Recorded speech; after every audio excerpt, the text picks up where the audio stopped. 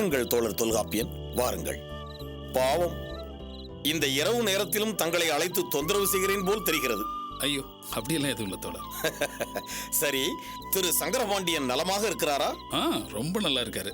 இப்ப கூட நான் உங்களை பார்க்க வரேன்னு சொன்னது உங்களை ரொம்ப விசாரிச்சதா சொல்ல சொன்னாரு. நமது பாசறையில் இருந்தவரை நம் தோழர்களோடு சகஜமாக பேசி பழகி அவருடைய பொழுதுகள் சற்று பயனுள்ளதாக அமைந்தது. பாவம், இப்போது தனிமையில் துன்புறுகிறார் போல் தெரிகிறது. என்ன கேட்டா அவரு கொஞ்ச நாளைக்கு இப்படி இருக்கிறதா நல்லதுன்னு தோணுது. அதுவும் சரிதான். தோழர் தொல்காப்பியன் விரைவிலேயே ஆதி மீது போடப்படும் வழக்கை நீதிமன்றத்திற்கு கொண்டு வந்து அவன் முகத்திரையை கிழித்தெறிய வேண்டும். நிச்சயமா தோழர். அப்புறம் போன வாரம் கூட நீங்க நடத்தின மக்கள் விழிப்புணர்வு கூட்டத்தில் உங்களுடைய பேச்சு ரொம்ப அற்புதமா இருந்ததா சொன்னாங்க. அதை கேட்டதிலிருந்து எனக்கு வருத்தம். ஏன் தோழர் அப்படி சொல்றீங்க? பிறகென்ன தோழர், என் பேச்சை கேட்டுவிட்டு அனைவரும் அற்புதமாக இருக்கிறது என்று பாராட்டுகிறார்களே ஒழிய நான் சொன்ன கருத்துக்களோ நான் சொன்ன வழிமுறைகளோ அவர்கள் மனதில் படவே இல்லை. ஒரு நாடக நடிகன் போல என்னுடைய பேச்சுக்கள் வெறும் கைதட்டல்களையும் பாராட்டுதல்களையும் மட்டுமே அள்ளி வருகிறது. எனக்கு அதை நினைக்கும் போது மிகவும் வேதனையாக இருக்கிறது தோழர். இல்ல தோழர், உங்க பேச்சை கேட்கிற 100 பேர்ல 10 பேராவது யோசிப்பாங்க. தோழர் தொல்காப்பியன், உங்கள் கணக்குப்படி 6.5 கோடி தமிழர்களில் 10% என்பது 65 லட்சம் பேர்.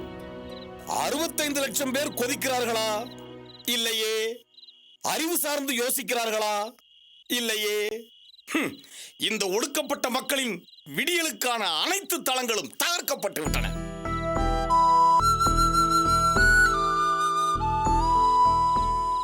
தோழர், உங்களை பார்த்தா ரொம்ப ஆச்சரியமா இருக்கு. என்ன ஆச்சரியம்? இல்ல, எப்பவுமே நீங்க இந்த மாதிரியான ஒரு எதிர்மறையான பதில்களையோ சிந்தனைகளையோ சொன்னது கிடையாது. ஏன்னா நீங்க எப்பவுமே சொல்லுவீங்க, மக்கள் விழிப்புணர்வோட செயல்படணும், மக்கள் புரட்சிகர சிந்தனையோட செயல்படணும், அவங்க நினைச்சா முடியாது எதுவுமே இல்லை, எல்லாத்தையும் உடைச்செறிஞ்சிட்டு போகணும்னு எப்பவுமே நம்பிக்கையோட பேசுற நீங்க இன்னைக்கு எதுவுமே செய்ய முடியாதுங்கிற மாதிரி பேசுறீங்க. ஏன்? எதை இழந்தாலும் மன உறுதியை இழக்க கூடாதுதான். ஆனால் என் வாழ்க்கை அனுபவத்தில் இப்படி மக்கள் எதுவுமே நடக்காதது போல அமைதியாக இருந்து நான் பார்த்ததே இல்லை. இது அமைதி அல்ல தோழர் தொல்காப்பியன், அடிவருடித்தனம். நம் சமுதாயமே அழிந்தாலும் கவலை இல்லை, எனக்கு என்ன கிடைக்கிறது என்று கவனத்துடன் இருந்து தனக்கு கிடைக்க வேண்டியதை மட்டுமே தற்காத்துக் கொள்கிற சுயநலம். ஆனால் இவர்கள் ஒன்றை மறந்து விட்டார்கள். 3 வேளை சோத்தை கொடுத்து வாயை அடைக்க முடியும் என்று கணக்கிட்டவர்கள் இனியும் ஒடுக்கப்பட்ட மக்களை பற்றி கவலைப்பட போவதில்லை. நாம் உரிமைகளை இழந்து விட்டோம். இழந்த உரிமைகளை இனியாவது மீட்டெடுக்க முடியுமா? தொடர் உணர்ச்சி வசப்படாதீங்க. உங்களை மாதிரி ஒருத்தர் தான் இந்த போராட்டத்தை அடுத்த கட்டத்துக்கு எடுத்துட்டு போக முடியும். அதுக்கு உங்களை மாதிரி ஒரு நல்ல நபர் தேவை. ஆனா என்ன ஒண்ணு, இப்போ நம்ம மக்களுக்கு உணர்வு இல்லைன்னு நீங்க நினைக்கிறீங்களா? இல்ல, அதெல்லாம் நிறையவே இருக்கு. ஆனா பறந்து விரிந்து கிடக்கிற நம்ம மக்களை எல்லாம் ஒன்று திரட்ட ஒரு சக்தி, ஒரு மனுஷன் தேவைப்படுறான். சத்தமாக சொல்லாதீர்கள் தோழர் தொல்காப்பியன். பிறகு திரைத்துறையில் விரல் காட்டி மிரட்டிக் கொண்டிருக்கும் அரிதார அரசர்கள் எல்லாம் கட்சி கொள்கைகள் என்று களம் இறங்கிவிடப் போகிறார்கள். நீங்க சொல்றது உண்மைதான் தோழர். இந்த மாதிரி மக்களுடைய முட்டாள்தனத்தை வச்சு அறுவடை பண்றதுக்கு ஒரு கூட்டமே காத்துக்கிட்டு இருக்கு. இன்னும் புத்திசாலிகள் புறப்பட்டு வந்துட்டு இருக்காங்க. இதுக்கெல்லாம் ஒரு முடிவு கட்டணும். அதுக்கு மக்களுக்கு விழிப்புணர்வு வேணும், வரணும். இங்கு யாருக்குமே போராட்ட குணம் இல்லையே. தனி மனித துதியும் ஏதாவது அதிசயம் நடந்து விண்ணிலிருந்து ஒரு தேவதூதன் இறங்கி வந்து தங்களை காப்பாற்றுவான் என்று நம்புகிறார்கள். தோழர், அதுக்கு தான் உங்களுடைய அரசியல் விழிப்புணர்வு கூட்டம் இருக்க. எங்கே? என் பேச்சை கேட்டு பாராட்டி விட்டு பதுங்கி அல்லவா விடுகிறார்கள். அதுதானே என் ஆதங்கம். என் பேச்சை கேட்க திரள்கிற கூட்டம் என்னோடு களம் இறங்கினால் அல்லவா காரியம் நடக்கும். சுய அறிவு உள்ள ஒருவரை காண்பது கூட அரிதாக இருக்கிறதே தோழர் தொல்காப்பியன்.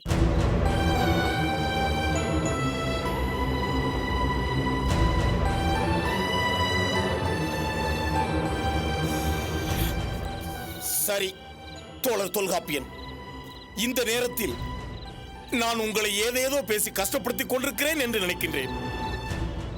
நேரமாகிவிட்டது, நீங்கள் புறப்படுங்கள்.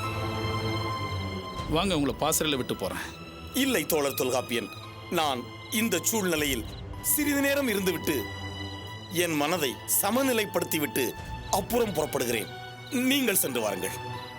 சரி தோழர், நான் கிளம்புறேன்.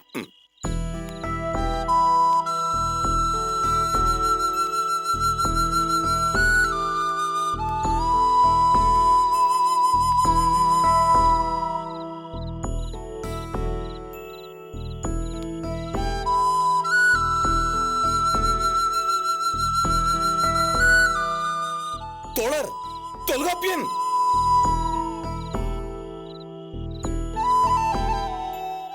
என்ன தோழர்? ஒன்றுமில்லை, ஒன்றுமில்லை. நீங்கள் போங்கள், நீங்கள் போங்கள்.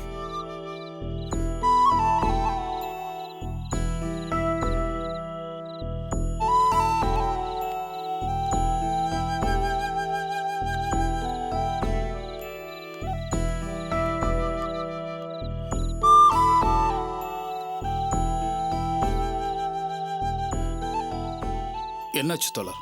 ஏதோ சொல்ல வந்தீங்கன்னு நினைக்கிறேன். சொல்ல வந்தேன், ஆனால் இப்போது சொல்லவா என்று யோசிக்கிறேன். ஏன்ட்டு சொல்றதுக்கு என்ன, சொல்லுங்க தோழர். இல்லை, திடீரென்று நம்முடைய இந்த சந்திப்பு கடைசி சந்திப்பாக இருக்குமோ என்று என் மனதில் ஒரு கலக்கம்.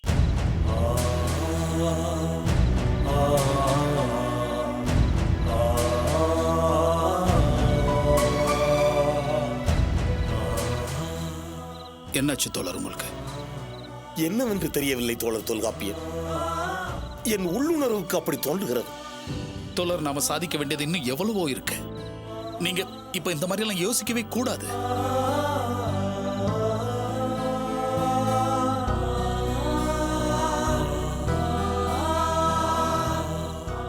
தோழர் தொல்காப்பியன், நாம் வெல்வோமா?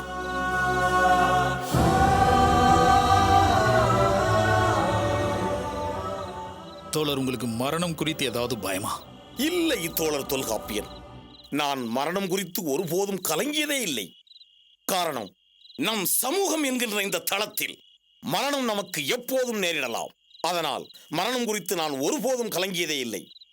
காரணம், என் போன்றோர் ஒருவர் மரித்தால் என் போன்றோர்களில் ஒருவன் தொடர்வான். அது எனக்கு நன்றாக தெரியும். ஆனால் நம்முடைய சமூகத்தில் பெரும்பாலானோர் சுயத்தை இழந்துவிட்ட இந்த நிலையில் நம் போராட்டம் என்னவாகும்? கவலைப்படாதீங்க தோழர், கவலைப்படாதீங்க. நிச்சயம் நம்மளுடைய போராட்டம் ஜெயிக்கும். எதை வச்சு சொல்றேன்னா, உலகத்தினுடைய பெரும்பான்மையான ஒடுக்கப்பட்ட மக்கள் தோல்வியோட விளிம்புக்கு போய் திரும்ப வெற்றிக்கு திரும்ப வந்திருக்காங்க. இது நடந்திருக்கு.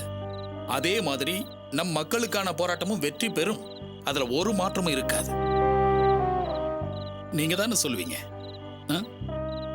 நாம் நம் விடியலை பார்க்க முடியாவிட்டாலும் நம் சந்ததி பார்க்கும்னு. அது நிச்சயமா நடக்கும். நம்ம மக்கள் அந்த சந்தோஷத்துல திளைக்கும் போது நம் ரெண்டு பேருடைய உணர்வுகளும் இந்த பிரபஞ்ச வெளியில் சங்கமித்து கைகோர்த்து நிற்கும். அந்த நம்பிக்கையோட இருங்க தோழர். எதிர்மறையான சிந்தனைகள் வேணான்னு எனக்கு சொன்னதே நீங்க தான். நான் உங்களுக்கு சொல்றதுக்கு எதுவுமே இல்லை. நான் புறப்புறேன் தோழர்.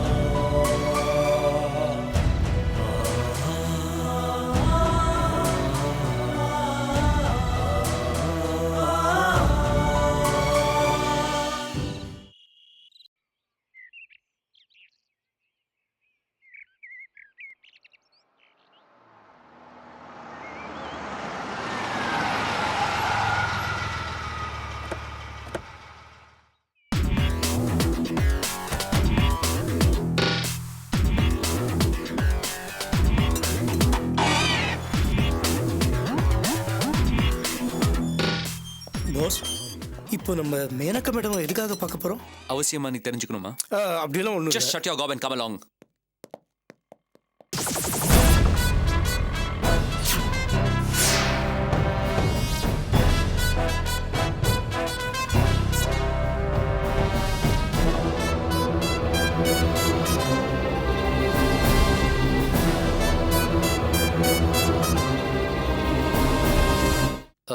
Good morning uncle. Good morning. உட்காருங்க.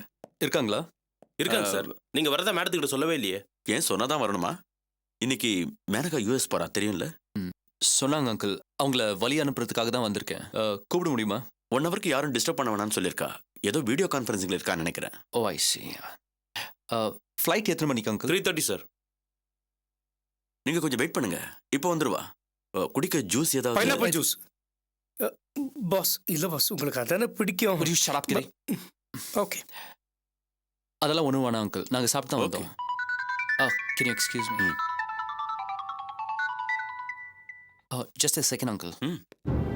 Hello? I'm not able to hear you. Hello? Hello? Yeah, tell me. I didn't have signal there. நான் ஒரு முக்கியமான இடத்துல இருக்கேன். ஆமாம், மேனகா வீட்டில் தான். Yeah. Flight is at 3:30 approximately. Yeah, ஒரு between 1 to 1:30 கிளம்புவோம் இங்கேருந்து. ஆமாம். Yeah, I understand. இதை பற்றி நம்ம அப்புறம் பேசிக்கலாமா? I'll call you back later. Bye.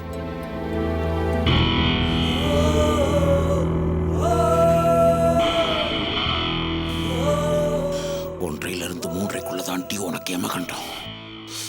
செல்லம்மா பெத்த செல்லமே, இன்னைக்கு உனக்கு சாவு நிச்சயம்டி. ஐயோ, அடிக்காதீங்க. நான் ஒண்ணுமே சொல்லல.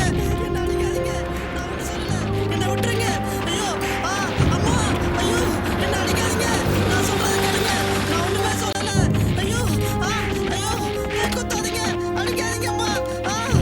என்னால தாங்க முடியல. ஐயோ, அடிக்காதீங்க. அப்பா, ஐயோ, நான் ஒண்ணுமே சொல்லல. என்ன விட்டுருங்க. ஐயோ. அடிங்க, போட்டு விட்டாதீங்க. நல்ல 4 சாத்தி அனுப்பிச்சு விடுங்க. லோ, யார் போட்டு அடிச்சிட்டு இருக்காங்க? யாருன்னு தெரியல சார். ஒரு ஆளை பிடிச்சி அடிச்சுக்கிட்டு இருந்தாங்க. நானும் என் பங்குக்கு உள்ள பூந்து அடிச்சுட்டு வரேன். நல்லா ஆலியா. போ. அடிக்காதீங்க. வலிக்குது. ஹலோ, விடுங்க. Please, விடுங்க. சார், தொல்காப்பேன் சார், என்ன காப்பாத்துங்க சார். என்ன அம்புலி? என்னது இதெல்லாம்? என்னம்மா அது? எதுக்கு இவரை போட்டு அடிக்கிறீங்க? சார், அவன் என்ன பண்ணான்னு தெரியுமா? தெரியாதனால தான் ஏன் போட்டு அடிக்கிறீங்கன்னு கேட்குறேன். என்ன பார்த்து வரியான்னு கேட்குறான் சார். யோ, ஆளை பாரு. என்னையா அதெல்லாம்? அதுல பாதிதான் சார் உண்மை. பாதி உண்மையா? ஆமா சார், அவங்கள நடிக்க வரையான்னு தான் சார் கேட்டேன். நடிக்கவா? ஆமா சார், நான் ஒரு புது படம் பண்ண போறேன். கதையெல்லாம் ஓகே ஆயிடுச்சு. ஆர்டிஸ்ட் எல்லாம் இயல்பா இருந்தா நல்லா இருக்குமேன்னு சொல்லிட்டு அப்படிப்பட்ட ஒரு முகமா தேடிட்டு இருந்தேன் சார். அப்பதான் இந்த அம்மாவையும் பையனையும் பார்த்தேன். இந்த அம்மாவும் பையனும் என் கதையில வர கேரக்டர் மாதிரி கரெக்டா இருந்தாங்க. அதான் இந்த அம்மாவை நடிக்க வரியான்னு கேட்டேன். ஐயோ சார், நீங்க டைரக்டரா? உனக்கு அறிவு இல்ல? சாரி சார், அவர் டைரக்டர்னு தெரியாம அடிச்சிட்டேன். என்ன தெரியாது? எதுவும் விசாரிக்க மாட்டீங்களா? ஒரு அப்பாவி கிடைச்சா போட்டு அடிச்சிட வேண்டியது. ஏமா அப்படி? போங்கம்மா. Sir sorry sir. Sorry sir. Sorry சொன்னதெல்லாம் ஷூட்டிங் எப்ப வச்சுக்கலாம்? நடிக்க சமாதானே. நல்ல ஆலியா நீ. நல்லா உதவாங்கிறதுக்கு வந்து பிறந்துட்டு போல இருக்கு. ஆமா, என்ன தண்ணி அடிச்சிருக்கிய? ஆமா, உன்னை கொஞ்சம் போய் கிருஷ்ணன் பெத்தாரு பாரு. வா.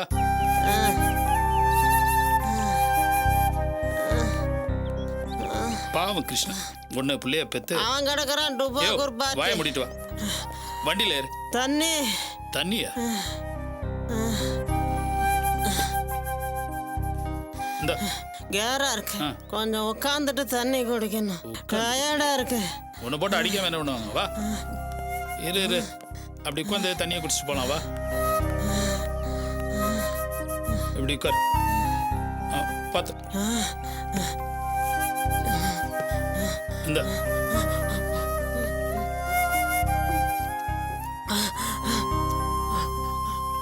போதுமா? போதும். ஆமா, ஏன் இப்படியெல்லாம் நடந்துக்கிற நீ? ஏன் சார், ஒரு கலைஞனோட மனசை புரிஞ்சுக்க மாட்டேங்கிறீங்களே. நான் கற்பனை பண்ணி வச்ச மாதிரி ஃபோட்டோவில் ஒரு பொண்ணு இருந்தா, அந்த பொண்ணு மாதிரியே ரோட்டில் ஒரு பொண்ணை பார்த்தேன். அந்த பொண்ணு இந்த கேரக்டருக்கு ரொம்ப பொருத்தமாக இருப்பா. இந்த பாருங்க, இந்த ஃபோட்டோ பாருங்களேன். இந்த பொண்ணு கேரக்டருக்கு தான் அந்த பொண்ணை கேட்டேன்.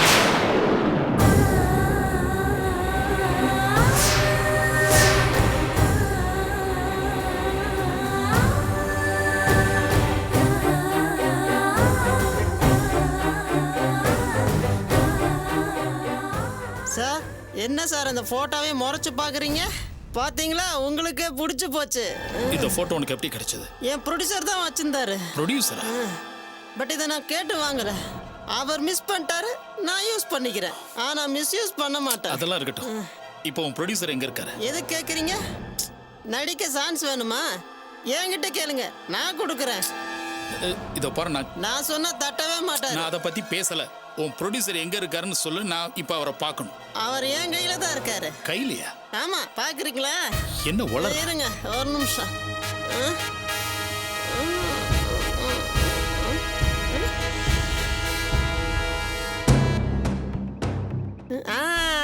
அந்த பாருங்க, இவர் தான் என் ப்ரொடியூசர்.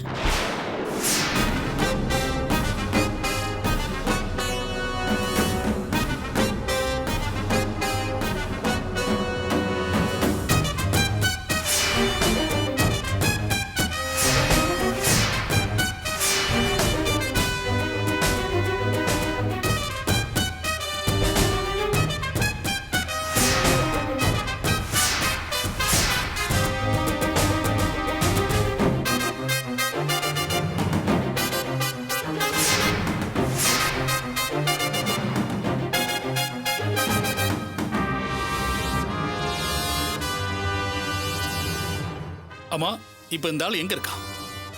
எங்க வீட்டுல தான் இருந்தாரா? ஆனா வீட்டை காலி பண்ணுன்னு சொல்லிட்டு இருந்தாரு. ஐயோ, காலி பண்ணுன்னு சொல்றான். இந்நேரம் காலி பண்ணிட்டு போயிருந்தாலும் போயிருப்பாரு. உடனே நான் அவனை பார்க்கணும். வா.